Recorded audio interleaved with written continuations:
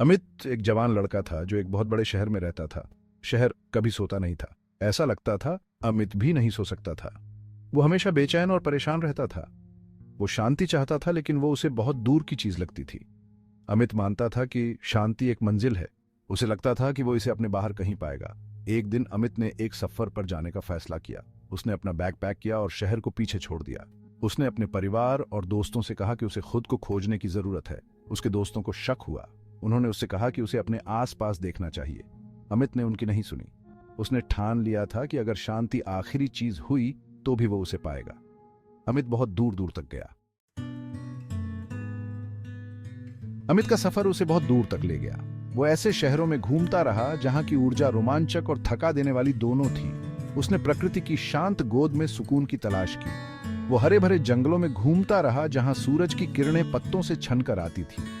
वो साफ सुथरे समुद्र तटों पर खड़ा रहा जहां लहरें किनारे से टकराती रहती थीं। फिर भी वो शांति जो वो बेसब्री से ढूंढ रहा था उसे नहीं मिली। हमेशा उसकी पहुंच से दूर रही।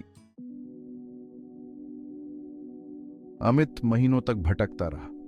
एक दिन वो खुद को एक घाटी में बसे एक छोटे से गांव में पाता है। गांव शांत था, उन शहरों से बिल्कुल अलग था जहां से वो आया था।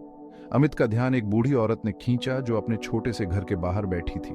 उसका चेहरा झुर्रियों से भरा हुआ था। हर रेखा एक अच्छी तरह से जीते हुए जीवन की कहानी कह रही थी। उसकी आंखें हालांकि उम्र के साथ धुंधली हो गई थीं, लेकिन उनमें एक गहरी बुद्धि थी, एक शांति थी जिसने अमित को मोहित कर लिया। वो सावधानी से उसके पास पहुंचा, उसकी शांति की आभा से आकर्षित होकर उसने अपना दिल उसके सामने खोल दिया।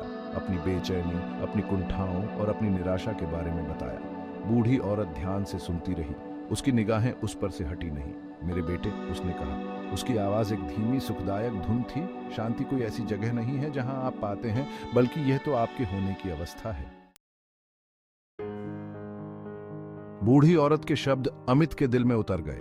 उसे उसकी बातों में सच्चाई नजर आई।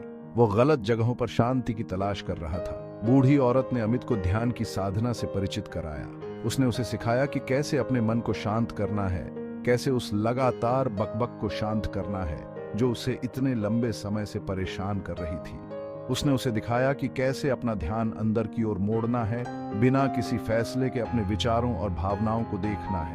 पहले तो अमित को शांत बैठना, अपने मन को शांत करना बहुत मुश्किल लगा। विचार उसके दिमाग में मधुमक्खियों के झुंड की तरह घूम रहे थे, लेकिन अमित दृढ़ था।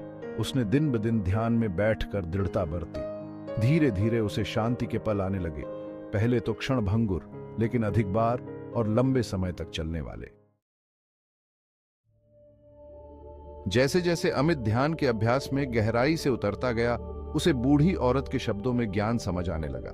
उसे एहसास हुआ कि उसकी बेचैनी अतीत और भविष्य के साथ निरंतर व्यस्तता से उपजी है। ध्यान ने उसे इन विचारों को जाने देना, अपना ध्यान वर्तमान क्षण में वापस लाना सिखाया। उसने उन साधारण चीजों की सराहना करना सीखा जिन्हें उसने हमेशा हल्के में लिया था। उसने पाया कि सच्ची शांति विचारों या भावनाओं से मुक्त होने के बारे में नहीं है, बल्कि उनके साथ बहके बिना उन्हें देखना सीखने के बारे में है। अमित ने महसूस किया कि शांति कोई ऐसी चीज नहीं है जिसे उसे हासिल करने की जरूरत है, बल्कि यह तो उसके पास पहले से ही है।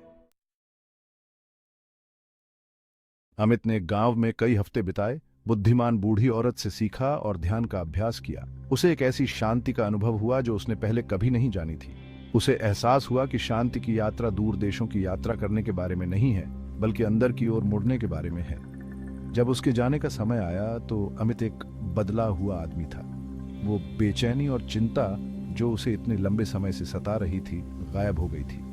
वह घर लौट आया, उस हलचल भरे शहर में नहीं, बल्कि अपने ही पास के एक छोटे से गांव में, जहां वह एक सादा जीवन जी सके।